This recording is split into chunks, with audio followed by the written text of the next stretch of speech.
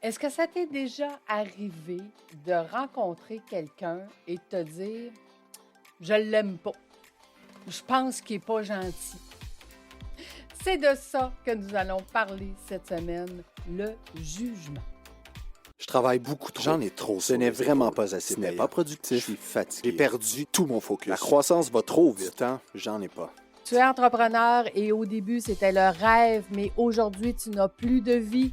Tu es à la bonne place. Fais voyager ton entreprise, te fera passer d'entrepreneur à chef d'entreprise. Je suis Lucie Bouchard, fondatrice de l'Académie de l'éclosion. Et ici, je vais t'accompagner avec des entrevues, des histoires. Je vais te donner des trucs et astuces. Merci de faire partie de mon univers. Je suis toujours au Je suis travail. fatigué. Je ne m'amuse Je plus. n'ai plus de Je vie. ne suis plus dans ma zone de génie. Et c'est parti! Donc, comme je te disais d'entrée de jeu, est-ce que ça t'est déjà arrivé de rencontrer quelqu'un puis que tu le filais pas, là? Tu te disais, ah, moi, cette personne-là, non, je l'aime vraiment pas. Pourtant, tu n'as pas échangé aucun mot avec elle. Tu n'as aucune idée de qu'est-ce qui se passe dans sa vie.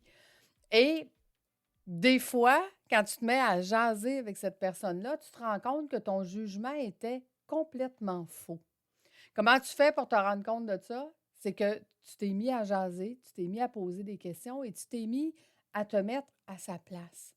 Tu t'es mis à lui demander pourquoi qu'il y avait si l'air bête au final. Alors que quand tu rencontres cette personne-là, puis que la première impression, c'est il me semble que ça ne sera pas mon ami, celui-là. OK? Parce qu'il ne sourit pas, parce qu'il a l'air fâché et ainsi de suite. Écoute, quand j'ai fait le podcast avec Pierre Lavoie, je te le mettrai dans les notes d'épisode. Le podcast de Pierre, il me racontait que 3 jours par semaine, il montait à Montréal, aller-retour. Il partait le matin du lac Saint-Jean, il venait travailler à Montréal et il retournait au lac le soir.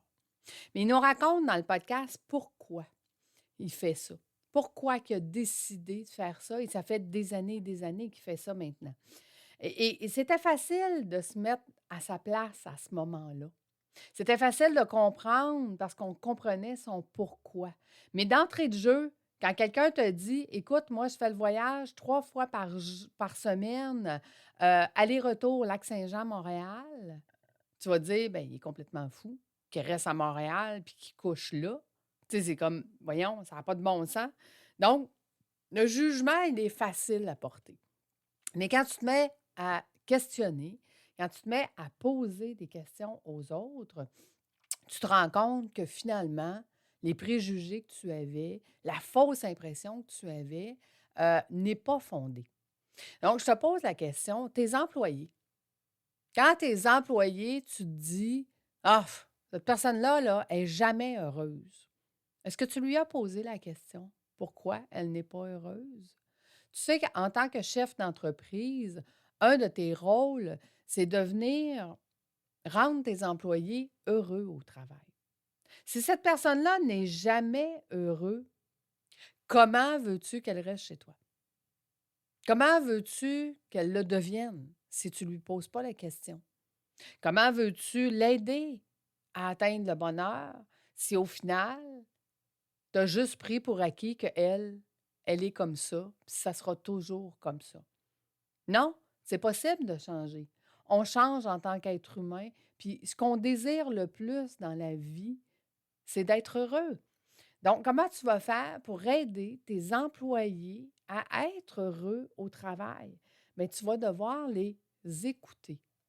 Mais pour bien écouter, il faut savoir poser des questions. Écoute, moi, on m'appelle Madame Question. Parce que j'essaie de jamais me fier à ma première impression. J'essaie de rencontrer quelqu'un puis d'essayer de me mettre à sa place. Et pour être capable de me mettre à sa place, il faut que je lui pose des questions à savoir pourquoi, en ce moment, elle agit comme ça, pourquoi elle est là, c'est quoi son intention et comment je peux l'aider. Si mon intention est de poser ces questions-là pour pouvoir l'aider, pour pouvoir comprendre qui elle est, pouvoir comprendre comment je vais pouvoir collaborer à son bonheur, tu sais, je dis toujours, qui donne reçoit. Moi, ce que j'essaie de donner, c'est une écoute, une compréhension, puis de l'entraide. Je te l'ai dit, ma qualité première, c'est la générosité. J'adore donner. Tu vois, au moment d'enregistrer ce podcast, je m'en vais à Paris dans quelques jours. Et j'ai demandé à mon chum, qu'est-ce que tu veux que je t'achète? Puis lui, il me dit tout le temps, ah, il n'y a pas besoin de rien. Puis là, je l'ai regardé, puis j'ai dit non. Moi, là, faire des cadeaux à ceux que j'aime, c'est important. J'ai besoin de savoir qu'est-ce que je peux t'acheter qui va te faire plaisir. Même si tu dis, non, moi, je n'ai pas besoin de rien. Je comprends. Mais moi, donner, ça fait partie de qui je suis et ça fait partie de mon bonheur de pouvoir magasiner là-bas pour ceux que j'aime. Donc, j'ai posé la question. Bon, j'ai toujours pas de réponse. Il m'a dit qu'il me ferait confiance. Mais, quelques jours après, il m'a dit, moi, ma femme, elle va m'acheter quelque chose en voyage.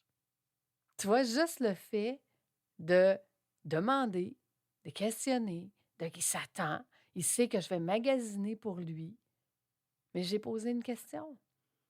J'ai pas eu de réponse. Je vais la trouver, ma réponse. Je vais lui acheter quelque chose qu'il va aimer. Tu sais, sur le moment. Il me laisse le choix. Il me laisse parce que, tu sais, quand on visite, tu le sais, hein, des fois, on ne trouve pas ce qu'on recherche, mais on trouve autre chose quand on est ouvert à l'univers. Donc, apprends à poser des questions. Pour bien travailler avec tes équipes, il faut que tu apprennes à te mettre à la place, à leur place. Il faut que tu apprennes à avoir de l'empathie et à comprendre leur réalité. Je parle souvent dans le module de mes formations ressources humaines que ce n'est pas de l'extrinsèque, donc ce n'est pas de donner des bonis, plus d'argent et ainsi de suite qui va aider nos employés à mieux, à mieux performer. Mais c'est bien de l'intrinsèque. L'intrinsèque, c'est de la capacité de pouvoir leur donner ce qu'ils désirent réellement. Que désirent tes employés? Pourquoi sont-ils heureux ou malheureux dans leur travail? Qu'est-ce que tu peux faire pour améliorer leur vie? Qu'est-ce que tu peux faire pour leur donner plus de bonheur? Tu sais, nous, à l'époque, quand je travaillais en finance, j'avais un directeur d'hypothèque qui, à chaque fois qu'il y avait une fête quelconque, c'était la Saint-Valentin, il nous emmenait des cœurs en chocolat. C'était Pâques, il nous emmenait des cocos de Pâques. C'était Noël, il nous recevait puis il nous donnait du vin avec des chocolats fins. Bon, il aimait les chocolats, vous allez dire. Oui.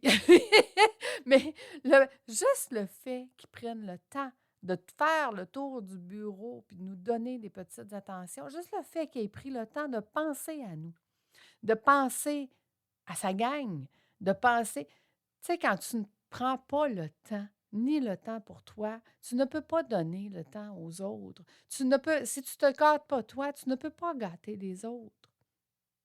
Si tu ne te questionnes pas toi ce que tu aimes et ce que tu veux, tu ne peux pas questionner les autres sur ce qu'ils aiment, de ce qu'ils veulent.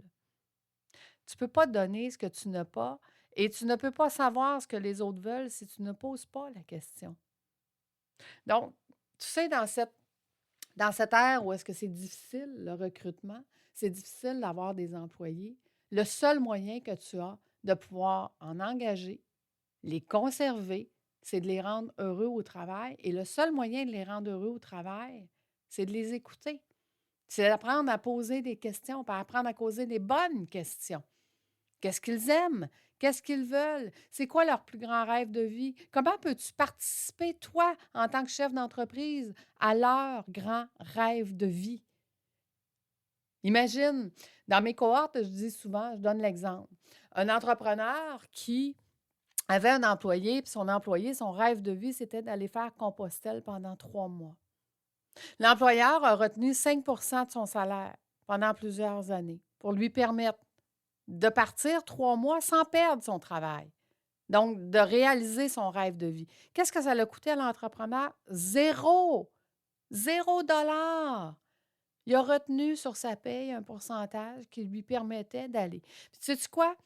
L'entrepreneur, ce qu'il a fait, il a pris un budget parce qu'il a dit, moi, là, dans mes valeurs, c'est important de redonner aux autres.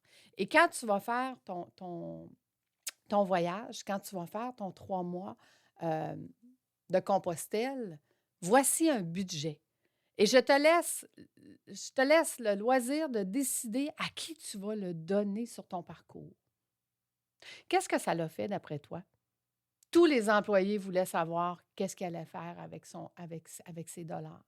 Donc, ça l'a soudé les employés à son projet. Ça l'a fait une équipe qui a participé à son projet.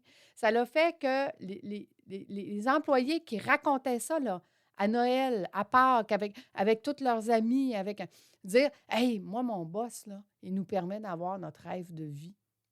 Ah, c'est donc bien cool chez toi. Moi, chez nous, c'est plate. Mon boss, c'est super plate. Tu sais, je pense que je vais aller faire application où tu travailles.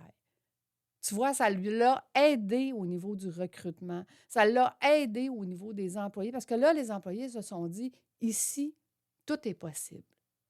Mon boss me permet de faire mon rêve de vie. J'en ai un autre qui, lui, avait des employés qui aimaient faire du skidoo.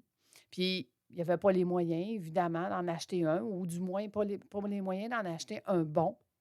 À chaque année, chaque année, il prenait son skidoo, qui lui était un skidoo neuf.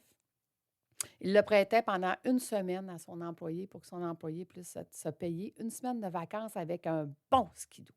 Puis faire une bonne route là, de skidoo.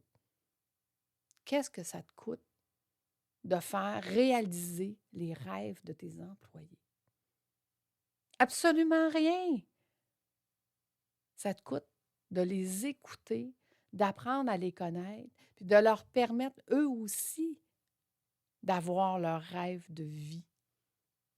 Mais tu ne peux pas donner le rêve de vie aux autres si toi, tu passes ton temps à travailler, si toi, tu passes ton temps à être trop occupé, si toi, tu passes ton temps à être le joueur, que moi j'appelle, et que tu ne fais pas le rôle du coach. Donc, comment vas-tu changer la situation pour être moins occupé, être moins le joueur, déléguer ce que tu dois déléguer et faire ton rôle de chef d'entreprise et d'aller mettre en place les choses qui vont faire que tes employés vont obtenir eux aussi leur rêve de vie. Commençons par le tien, puis ensuite, mets les choses en place pour le rêve de vie de tes employés. Tu vois, dans mes cohortes, quand on fait des ressources humaines, c'est une des choses qu'on parle beaucoup parce que c'est hyper important d'amener ces points-là dans ton entreprise si tu veux arrêter d'avoir des problèmes de recrutement. Tu sais, ces médias sociaux, il y en a beaucoup qui se plaignent. Ah, c'est pas facile de recruter. Ah, mon Dieu, les employés veulent tout. Les employés sont toujours à la salle de bain avec le cellulaire, puis on perd du temps. Ouais. Concentre-toi plutôt à qu'est-ce que tu peux leur donner au lieu de qu'est-ce qu'eux font de pas correct, puis tu vas voir. Ils vont t'en donner beaucoup plus que tu t'attends. Beaucoup, beaucoup plus. Donc, toi qui es avec moi aujourd'hui, qui as pris la peine de m'écouter et qui a pris la peine de te rendre au bout de ce podcast, merci. Merci d'être là avec moi. Merci de prendre ce temps-là, ne serait-ce que pour que tu puisses justement avoir ces bonnes réflexions-là qui vont t'aider à aller beaucoup plus loin, beaucoup plus vite et que ça va être beaucoup plus payant. On se donne rendez-vous la semaine prochaine. Bye, je t'embrasse. À bientôt.